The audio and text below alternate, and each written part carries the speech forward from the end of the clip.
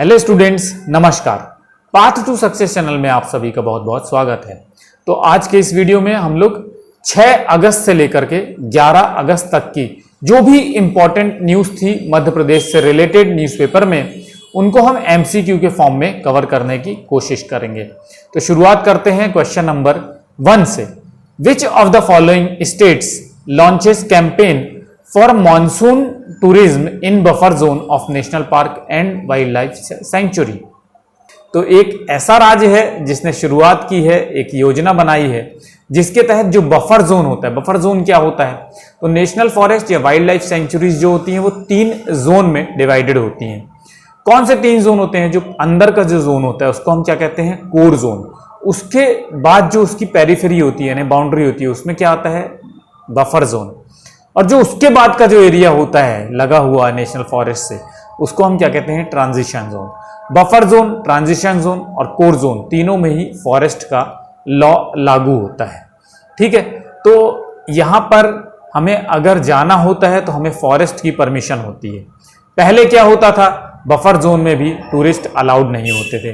अभी किसी राज्य ने, जो कि ये क्वेश्चन है आप लोगों को बताना है कि किस राज्य ने बफर में सफर जोन की शुरुआत की है, यानी अब बरसात के समय में भी जो टूरिस्ट हैं, जो पर्यटक हैं, वो बफर जोन में नेशनल फॉरेस्ट एरिया में अगर घूमना चाहते हैं तो वो जा सकते हैं घूमने के लिए। तो जल्दी से बताओ क्या आंसर है इसका? तो मैं बता देता हूं, इसका आंसर है ऑप्शन सी, दैट इज मध्य प्रदेश। तो मध्य प्रदेश ने ये योजना चलाई है बफर में सफर जोन की, यानी कि बरसात के समय में भी अब मध्य प्रदेश के जो नेशनल फॉरेस्ट हैं या वाइल्ड लाइफ सेंचुरीज हैं, उनके बफर जोन में आप घूमने के लिए जा सकेंगे। नेक्स्ट क्वेश्चन है question number 2। How many tiger reserves are there in Madhya Pradesh? तो आप लोगों को बताना है कितने टाइगर रिजर्व्स मध्य प्रदेश में इस समय हैं। ऑप्शन ए है 6, बी है 9, सी है 11, डी है 14। तो इसका आंसर है ऑप्शन ए, दैट इज 6। तो याद रखेंगे 6 टाइगर रिजर्व्स हैं मध्य प्रदेश में। Question number 3। Which of the following cities of Madhya Pradesh have been identified as non attainment cities by CPCB? CPCB का फुल फॉर्म क्या होता है यह भी आप लोग ध्यान रखेंगे। Central pollution control board CPCB का फुल फॉर्म है। अब आप लोगों को बताना है कि कौन सी सिटीज हैं मध्य प्रदेश की जो कि नॉन अटेनमेंट सिटीज घोषित की गई हैं, अनाउंस किया गया है सीपीसीबी के द्वारा।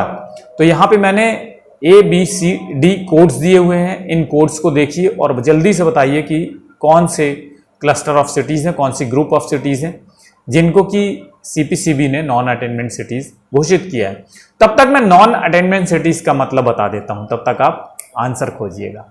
नॉन अटेनमेंट सिटीज ऐसी सिटीज होती हैं जिनका कि पॉल्यूशन लेवल जो है बहुत ज्यादा बढ़ जाता है। जब बहुत ज्यादा बढ़ जाता है तो सीपीसीबी जो है उन सिटीज को आइडेंटिफाइड करता है और उन्हें घोषित कर देता है नॉन अटेनमेंट सिटीज।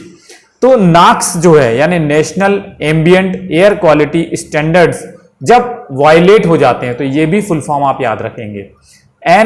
NAAQS का फुल फॉर्म है national ambient air quality standards, यानी जब इन स्टैंडर्ड्स का वायलेशन होता है, तो जिन सिटीज में इन स्टैंडर्ड्स का वायलेशन होता है यानी पॉल्यूशन लेवल इन स्टैंडर्ड्स से ऊपर चला जाता है, तो हम उनको नॉन अटेनमेंट सिटीज घोषित कर देते हैं।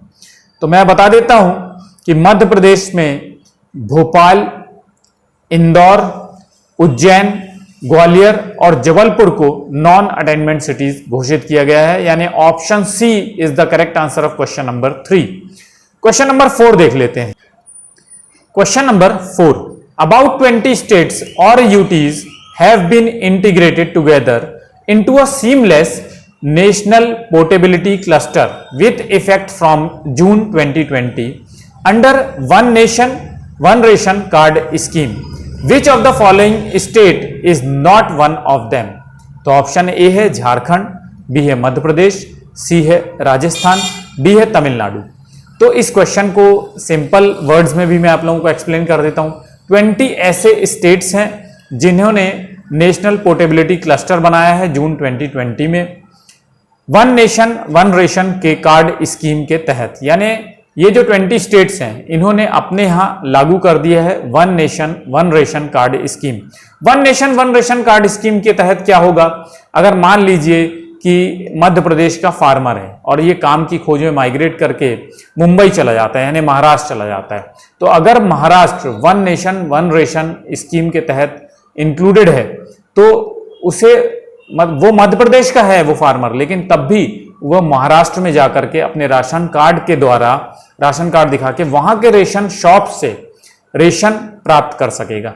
ठीक है, यानी कि मध्य प्रदेश का फार्मर महाराष्ट्र में जाकर के रेशन प्राप्त कर सकेगा अगर Maharashtra one nation one ration card scheme के तहत इंक्लूडेड है, तो अगर वहां पे भी ये स्कीम चल रही है तो आप लोगों को ये बताना था कि कौन सा स्टेट है जहां पर कि ये स्कीम नहीं चल रही है। तो इसका आंसर है option D, that is Tamil Nadu.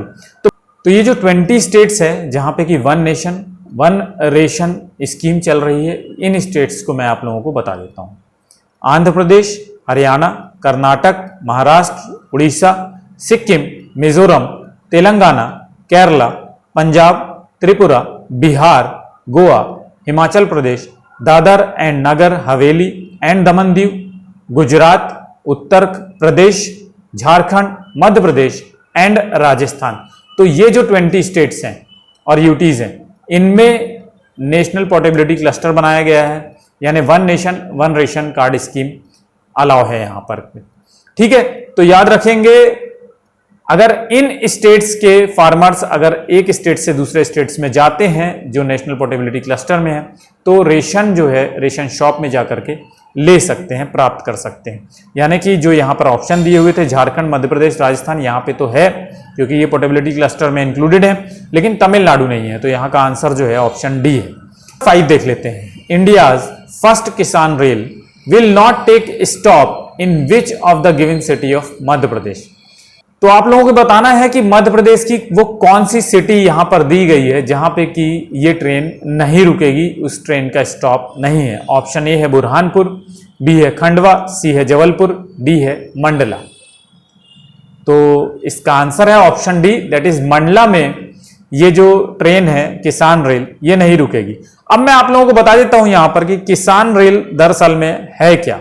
तो किसान रेल जो है इंडिया की पहली ऐसी ट्रेन है जिसमें कि पेरिशेबल गुड्स यानी जो फार्मर प्रोड्यूस करते हैं जैसे कि सब्जी, भाजी, टमाटर, प्याज, ठीक है, ये सारी जो चीजें हैं, गेहूं है, इन सारी चीजों को एक जगह से दूसरी जगह ट्रांसपोर्ट करने में कई कई दिन लग जाते थे, जिससे कि ये जो प्रोड्यूस होते थे ये खराब भी हो जाते थे। ठीक है, इनको पहुंचाने के लिए हमने जो ट्रेन चलाई है वो उसका नाम दिया गया है किसान रेल। ये इंडिया की पहली ट्रेन है। ठीक है, समझ गए, याद रखना।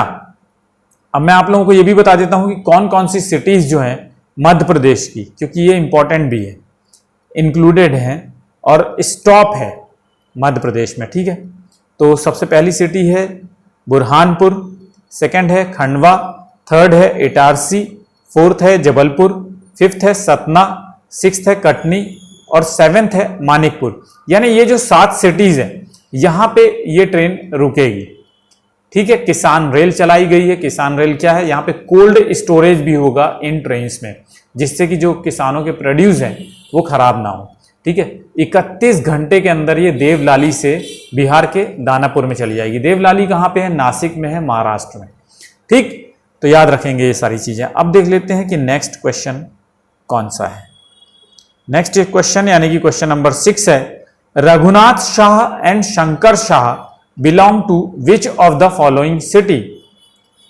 बताओ, रघुनाथ शाह और शंकर शाह किस सिटी से, मध्य प्रदेश की किस सिटी से बिलोंग करते थे। ए है जबलपुर, बी है ग्वालियर, सी है धर और डी है इंदौर। तो आप लोगों को बताना है किस सिटी से बिलोंग करते थे। तो इसका आंसर है option A, that is Jabalpur. तो ये क्वेश्चन मैंने यहां पर क्यों डाला है, तो ट्राइबल आदिवासी दिवस जो है ये सेलिब्रेट किया जाता है अगस्त में, और अमित शाह जो कि बीजेपी के प्रेसिडेंट हैं, वो जब अपनी स्पीच डिलीवर करने के लिए जबलपुर में आए थे, जब वो चुनाव प्रचार कर रहे थे, तो उन्होंने अपनी स्पीच में रघुनाथ शाह और शंकर शाह का उल्लेख किया था, यानी मेंशन किया था।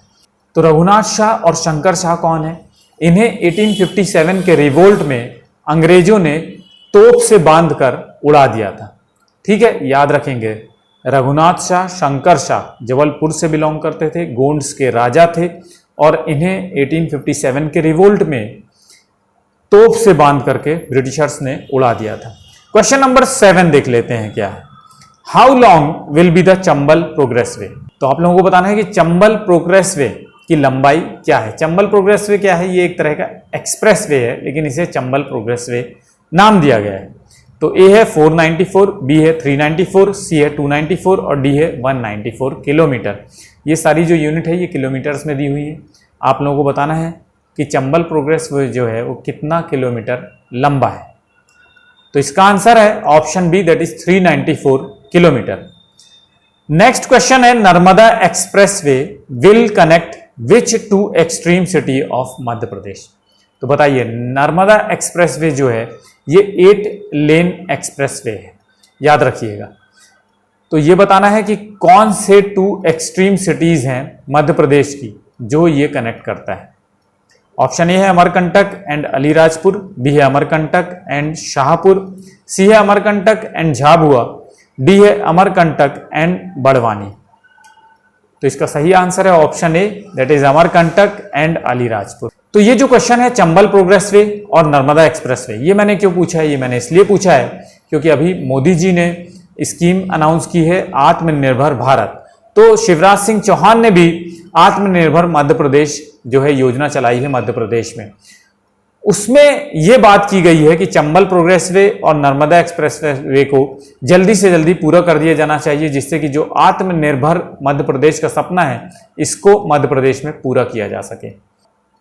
तो ये सारे क्वेश्चंस जो थे ये इंपॉर्टेंट क्वेश्चंस थे, करंट अफेयर्स में पॉपुलर भी थे। तो अगर आप मध्य प्रदेश और नेशनल न्यूज से रिलेटेड पीडीएफ चाहते हैं, फ्री पीडीएफ है, आपको क्या करना होगा? व्हाट्सएप ग्रुप ज्वाइन करना होगा। मेरा व्हाट्सएप ग्रुप आप ज्वाइन कर सकते हैं मेरे व्हाट्सएप नंबर 7838517884 पर मैसेज करके। तो आशा करता हूं कि ये वीडियो आप लोगों को पसंद आया होगा, और अगर पसंद आया है तो जल्दी से इसको सब्सक्राइब कर लीजिए, लाइक कर दीजिए और अपने फ्रेंड्स ग्रुप में इसको शेयर कीजिए, क्योंकि जब आप शेयर करते हैं तो हमें एनकरेजमेंट मिलता है, मोटिवेशन मिलता है और हम ऐसे आपके सामने वीडियोस लाते रहते हैं।